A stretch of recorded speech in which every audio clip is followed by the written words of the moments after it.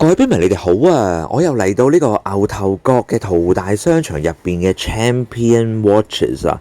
原來中數 Champion Watches 即係好多錶啊！咁啊，我早咗嚟啦，所以我知道啊，佢原來開11點半嘅，所以大家11點半先好到啊，係啊，之後先好到啊。咁啊，我見到佢咧都好多錶咧係話做呢個優惠嘅，尤其係咧 Armani 嘅手錶。咁你都見到咧，佢而家做半價嘅，因為我之前都講過啦。咁啊，老細都同呢個商場傾緊有冇得續約嘅可能啦。咁啊未傾掂啊，咁所以都要清緊啲貨啦。我諗都係。即係常識嚟啊！一定要清咁啲貨。咁呢度咧好多 Armani 嘅錶都係石英錶啦。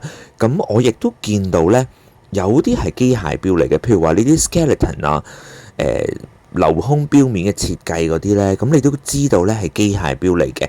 咁其他嗰啲咧就應該係石英錶居多啦。尤其譬如佢有計時功能。咁唔通咁平嘅價錢可以買到機械計時錶咩？冇可能啦！咁所以呢，就大部分都係石英錶啦，不過亦都有啲機械錶。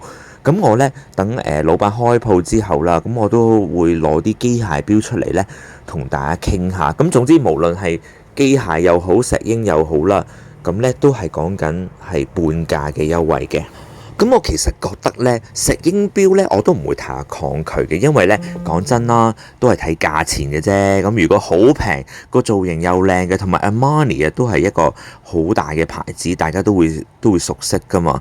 咁所以如果佢係靚仔嘅話，咁價錢又非常之吸引，咁我覺得石英錶都OK 啊，都無妨啊，同埋唔係個個啊都可以俾好多錢買好靚嘅機械錶噶嘛，鬼唔知咩係咪？咁所以有時都要即係睇餸食飯嘅。咁啊，如果想買一隻平平地嘅石英錶呢，其實都無妨嘅。咁佢真係仲有好多嘅手錶啊，我都不可一一盡錄啊！咁譬如話呢一隻幾靚喎，有個 open heart 設計黑面，仲有呢個鍍金殼都幾靚喎。咁啊，仲有啲比較斯文啲嘅手錶啦。咁啊，女裝、男裝亦都有嘅。咁我都知道而家呢，我個 channel 越嚟越多女士嘅錶迷啦。咁啊，都唔可以忽略咗女士嘅同埋女裝手錶嘅。咁啊，呢一對咧就非常之好啦，我見到咧原來有對裝添啊，咁啊男女士都冇問題啦，咁啊應該都係石英錶嚟嘅，咁但係你見到咧佢本身個定價都4000幾蚊啦，咁而家就2250，咁啊有對裝，咁我覺得2250，咁啊仲係 Armani 咁出名嘅牌子，咁啊女士一定識啦，係咪？如果你買一對，咁啊同女朋友或者太太一齊戴，咁啊女方咧就冇可能唔識呢一個牌子啦，咁我相信佢哋都會好中意嘅，同埋都係啲文青款啦，簡簡單單咁樣啦，咁啊戴嘅機會咧應該都會多啲。咁終於等到鋪頭開門啦，咁啊入去呢，就揾幾款 Armani 嘅手錶介紹俾大家認識嘅。咁啊當然主要都係介紹機械錶啦。咁啊但係亦都有一隻嘅石英錶嘅，最左邊嗰隻。咁因為呢，我真係覺得呢隻呢個樣好靚啦，有啲三文魚式嘅錶面啦。咁啊斯文大方。咁同埋呢，呢隻啊其實好似都係啲限量啊定特別版嚟嘅，咁俾大家睇下。咁啊石英錶啦，呢一隻係啦 Armani 啦，咁啊佢個日曆槍咧圓碌碌都幾特別㗎，即係好似普儀個眼鏡咁，我覺得圓碌碌咁樣樣。咁啊條指小時刻到啦，咁啊指針啊全部都係長條形咁樣樣啦，42mm 錶徑啦。咁啊因為石英所以都幾薄下嘅9mm 度，咁甩條甩咧就50mm 度嘅，咁啊50米防水啦，同埋你見到咁大隻字係咩 20th anniversary 20週年紀念，咦咁即係呢隻錶咧係咪紀念 Emporio Armani 出手錶20週年呢？咁所以就係啲週年特別版嚟嘅，戴上個7寸嘅手環。咁呢隻錶我真係覺得咧，你平時翻工啊或者 casual 戴咧都好靚啊！佢個三文魚式錶面啦，再襯埋呢條啡色嘅錶帶咧，我真係覺得係其實真係幾靚下嘅呢一隻。咁啊講完石英錶，我哋講下啲機械錶啦。咁見到呢一隻咧不鏽鋼黑殼啦，咁啊42、43mm 錶徑，咁都幾大隻下㗎。咁厚度咧就係13mm 嘅。咁啊同埋咧佢最搶眼咧就係佢錶面啊，嗰個鏤空啊。咁鏤空咧就唔係話隨意鏤空啊，而係咧刻咗一隻鷹出嚟，就係佢嗰個 Emporio Armani 個 logo 咯。所以真係非常之搶眼。再襯條黑色皮帶啦，總之成隻錶咧就好型格啦，黑色咁樣嘅。咁我相信啦，人哋離你好遠啊，見到呢隻錶咧個鏤空係一隻鷹啊，佢都估到咧呢一隻係 Emporio Armani 嘅手錶啊。咁啊個 logo 咧個錶冠嗰度啊又有另一隻鷹喎。係總之邊度都有鷹啊！大家一定認住呢隻鷹啊，一定記得啊！咁咧佢又做透底嘅，佢就話21石咁樣啦。我睇落就覺得應該係國產機芯嚟嘅，當然我就唔敢肯定啦。咁啊戴上個7寸嘅手環，咁呢隻錶咧30米防水啦，頭先講，咁咧就係42、43mm 錶徑嘅，咁啊即係都好有份量下啦，同埋真係好型格咯。呢隻錶就同頭先嗰啲咧好斯文啊，咩20週年嗰隻咧就完全唔同。咁啊仲有呢兩隻錶，咁啊睇咗呢一隻先啦。咁呢一隻咧亦都係做咗鏤空啦，同埋你見到個膠鏡咧都幾拱下㗎。咁而家講緊咧錶徑啊，哇都幾大隻喎，43mm 到㗎呢個錶徑，厚度咧都13mm 嘅。咁啊呢啲錶咧你見到咧其實佢斯文得嚟咧，但係都其實幾有份量嘅。咁呢一隻咧，如果大家中意功能性強啲咧，咁可能呢一隻咧就可能啱大家。嗱，你見到咧佢4、5時嗰度咧就有個小秒針而家喐緊啦，咁同埋9時位置嗰度咧又有另一支指針，應該咧就係24小時嘅顯示嚟嘅。咁仲有個 open heart 咧就係呢個7時位置，咁都幾密集啊，有3個10dial喺中間咁樣。咁我而家轉緊啦，你見到咧9時位置嗰24小時針咧，亦都一直咁樣行緊啦。咁話晒 Emporio Armani 都係時裝嘅品牌啦，咁所以佢設計咧其實都幾靚嘅，幾有潮流觸覺啊。咁啊睇下條皮帶啦，咁就好似係灰灰地喎，又唔係，我又覺得唔係全黑咁樣，或者燈光問題啦。咁啊睇下個機芯先，咁呢一個機芯咧就似係 Miyota 嘅機芯啦，821幾嗰啲咁樣啊，21石啦，同埋寫住 Japan 嘅喺嗰個陀上面。咁呢一個咧就係 Miyota 嘅機芯嚟嘅。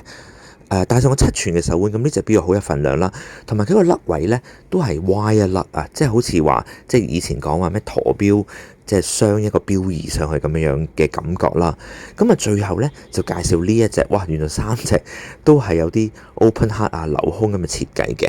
咁呢隻咧就最簡單啦，大3針，同埋指針好似都有夜光嘅，即係話夜晚月時咧應該都唔會太困難嘅。咁啊亦都係42、3mm 錶徑嘅，咁厚度咧就13mm，所以呢啲錶咧全部都唔係太細隻㗎，50mm 錶耳去錶耳嘅。咁所以咧呢啲錶應該都係出嘅時間應該都早幾年嘅啦，因為而家都會興細啲嘅。咁呢啲咧都係比較即係而家以斯文錶嚟講都係比較大隻少少嘅。係啊，夜光都有啦，指針有啦，咁樣夜晚月時咧就都唔會太困難嘅。咁啊襯條黑色嘅皮帶啦，咁啊突顯到咧佢錶面個鏤空，咁啊都幾靚嘅。咁呢隻錶咧，其實佢都有透底嘅，咁啊一陣間咧都可以俾大家睇一睇嗰個機芯。咁呢個機芯咧就應該唔係 Miyota 啦，咁因為佢都冇特別寫住話 Japan Movement 啦，同埋睇個圖啊嗰啲結構應該都係國產嘅機芯嚟嘅，即係同第一隻即係首先第一隻機械錶咧就一樣啦。但係我7寸嘅手環，咁當然亦都好有份量啦，好型啊，同埋其實我真係好中意咧 Emporio Armani 咧嗰隻鷹嘅，所以其實我自己都有 Armani 嘅皮帶㗎，真係好型啊！呢個鷹呢個 logo， 咁啊再俾大家睇多一次啦。咁呢啲錶咧定價都大家都見到㗎啦。咁啊當然啦，喺片頭已經講啦，呢啲錶咧 Armani 嘅手錶咧其實全部都係半價嘅。咁即係就算呢度咧最貴嗰隻黑殼嘅機械錶咧4000蚊，即係2000蚊啦。咁其他咧即係全部2000蚊以下嘅。咁石英錶嗰隻咧就更加係1000蚊以下啦，幾百蚊咁樣啦。咁啊幾百蚊咁靚仔又有呢一個20週年嘅蓋印喺個底度，咁都算係咁啦。咁所以呢啲錶咧其實大家都有個預算啊，其實咧應該係幾百蚊啊，1000零蚊咁嘅價位啦。咁其實佢仲有其他錶做半價嘅，除咗 Armani 之外啦，咁啊有另一個 fashion watch 就係 CK 啊 Calvin Klein 嘅手錶，唔係底褲啊，佢仲有出錶啊。咁啊大家都見到，咁我之前都介紹過 Calvin Klein 嘅手錶啦。咁佢呢啲咧就全部都做半價嘅，係啊半價。咁啊咁大家有數得計啦，都係幾百蚊咁樣啦，我相信。咁啊，仲有呢一格又係半價喎，呢一格就 Abutis 美國嘅牌子。咁我之前我自己其實好耐之前儲錶咧，都曾經買過 Abutis 嘅手錶㗎。咁啊，呢度好多錶啊，不能一一盡錄啦。咁啊，大家總之嚟到慢慢睇啦。我相信應該都有啲機械錶喎，睇落有啲 skeleton 嗰啲錶面咧，鏤空錶面咧，咁應該都有機械錶嘅。咁大家可以慢慢嚟研究下啦。喂，有啲如果有嗰隻幾靚，好似軍錶咁樣喎。所以其實咧，真係好多選擇啊，都唔知點介紹啊。總之大家嚟睇下啦。咁啊，Armani 半價啦，CK 又半價，Abutis 又半價。呢個美國牌子，咁仲有啲咩半價咧？呢個係咩嚟㗎？哦，呢個好明顯啦，係西太后啊，Vivienne Westwood 啊，亦都係半價。即係基本上咧，時裝錶都係半價喎。就咁睇落。係啊，咁都幾抵啊！咁啊，因為個時裝錶咧，一定個樣係靚嘅。咁如果咧，大家仲揾到啲機械版本咧，咁啊仲正。機械版本又係半價，好似頭先 Armani 最貴得2000蚊到啫嘛。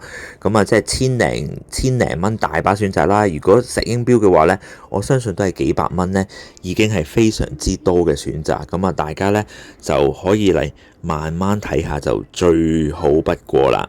咁希望大家都繼續支持我個牌子啦，支持地區小店啊，同埋我拍片啊。未訂閱麻煩大家訂閱、like 同埋留言，對我嚟講都好大嘅推動力嚟嘅。咁我會繼續揾多啲性價比高嘅手錶啦，同埋隱世嘅錶可同大家傾嘅。希望大家都中意我今日分享啦，拜拜。